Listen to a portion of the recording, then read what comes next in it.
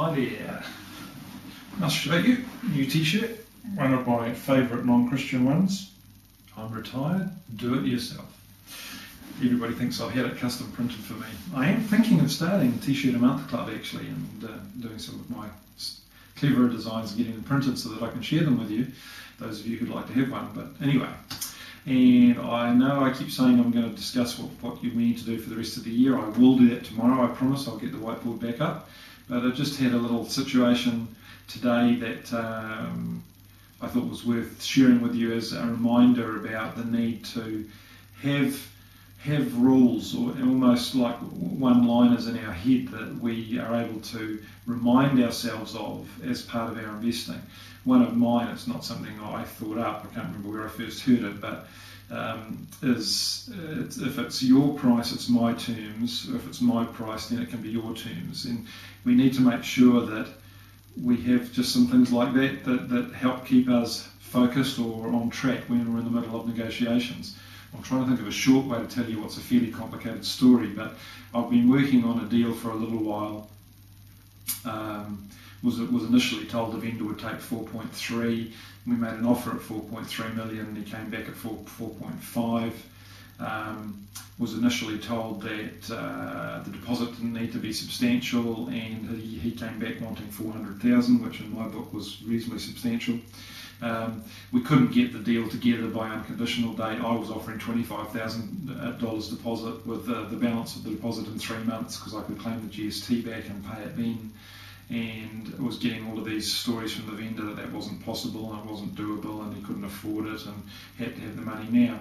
So we basically walked when we made a written offer on unconditional date on my terms because it was at his price. And the negotiations continued even though the contract had lapsed, so it was obvious the vendor wanted the property sold, but was trying to get as much up front as he could. So it was clear from talking to the agent, I had a high degree of trust with the agent. It was clear from talking to her take on the vendor was that he was being reasonably genuine. So anyway, got to this afternoon when the agent rang and had the vendor in their office, and again he was saying, wants this, wants that. So I moved a bit. I went from $30,000 deposit, so I said we would possibly pay 50, but that was it. And bear in mind this is for $5 million worth of property. So to cut a long story short, eventually the vendor came back and said yes. So it was just interesting that because I try and create win-win, but I have a natural tendency towards win-lose, where you'll win and I lose. That's my natural personality or mindset. So having in my head, if it's on your price, must be my terms, is good for me because it made me stick to my guns. And this was a good deal. We've had a valuation on the property and different things, and it's a deal that I've been discussing with some of my students and may well be sharing with them. But it was just interesting that because I had this thing in my head, it helped me say, no, I'm not going to be tempted to, and then I said to the agent, look, I'm not going to create a financial problem for myself. This guy wants the property sold. Here's an unconditional, contract, but it's got to be on these terms. So that was just something to remind us all of that we have rules for a reason, and some of them might be quite specific about buying rules for property, whether it's yield or construction or whatever. But sometimes just very helpful to have things in your head. I find. They're like little phrases, but they actually help me stay out of trouble. The deal of the century comes along once a week. I really have embraced that, and now I never ever look at a deal and think something this good will never come along again, because I know that it will. It's a nonsense to think that a deal that pops up today will never ever possibly be repeated or beaten in the future. It doesn't mean that some deals aren't very good, but if the negotiations aren't going, if you can't get to where it's going to be or where you need it to be, then you need to walk. The agents that I work with regularly, I say to them all the time, so well, you know me, Andrew, or whoever it is, you know me, this is just a deal, there's always another deal. And so those little things, they can sound a bit kind of cliche, but by having those, the healthy voices to have in our head, If it's your price, it's my terms. If it's my terms, it's your price. Has to be win-win. I have to buy wholesale.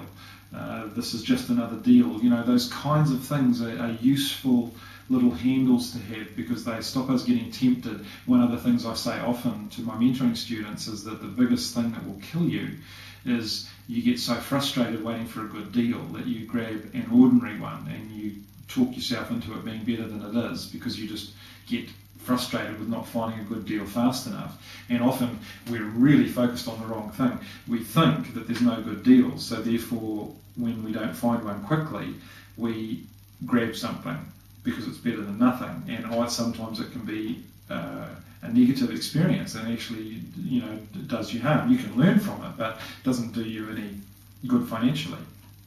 Whereas really the issue is, for people who are newer to the game, is that your mindset, your headspace prevents you from seeing the deals, or just a lack of knowledge of not being able to identify them is preventing you. So it won't matter how frustrated you get. It is only as you begin to believe that the deals are there that all of a sudden they appear. And I'm not going to bore you with the countless stories I've had from my own students now who say, oh yeah, this actually, I'm able to find them. I still think it's funny. I had my wife had a email from somebody yesterday, from somebody in the Hawke's Bay who's wanting to come to the Wellington workshop, and they said we weren't sure about whether to come or not, but Vicky, who's one of the attendees from Auckland, is still going on about what a good day it was and how much she got out of it, and blah blah blah. And it was interesting that Vicky had emailed me, and I can't remember the details now. I didn't check it before I turned the camera on, but she'd done, I think, 2 or 3 deals, and her overall comment was what you taught me was fantastic, and this is easy and it's fun. So her head is in a good space, and her enthusiasm, armed with some of the knowledge that I've been able to give her on top of her own natural enthusiasms, making her a dynamo and very complimentary of me, which was very nice.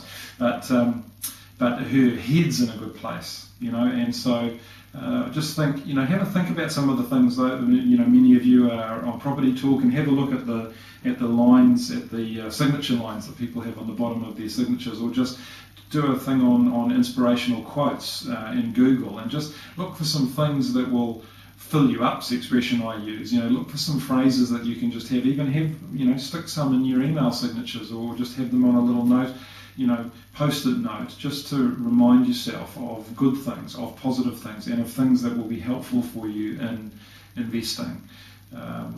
And it's just all part of starting to get our head in a good space. Next week we'll start doing some, in a separate blog, I'll start doing some stuff that's more focused down that vein, for those of you who have expressed an interest in that. And I promise that tomorrow we will get the whiteboard up and discuss the strategies for the rest of the year. And just another thing that I'm finding, there's a lot of people who are coming across this blog who are finding it just through it being a video on the website and not actually through my blog site. So for you, if you go to www.massiveaction, as one word, either .tv will take you to the written blog that accompanies this video blog, and you'll be able to read all the historical ones. Or if you go to www.massiveaction.co.nz, that will take you to my website, and you can find more out about me and various things that I do there. And for the rest of you, thank you once again for the continued support and many, many kind words and emails that I get. It's great to know that by just sharing what I'm up to, you find it helpful, and look forward to seeing as many of you as I can in Wellington and Christchurch, and see you tomorrow. Remember,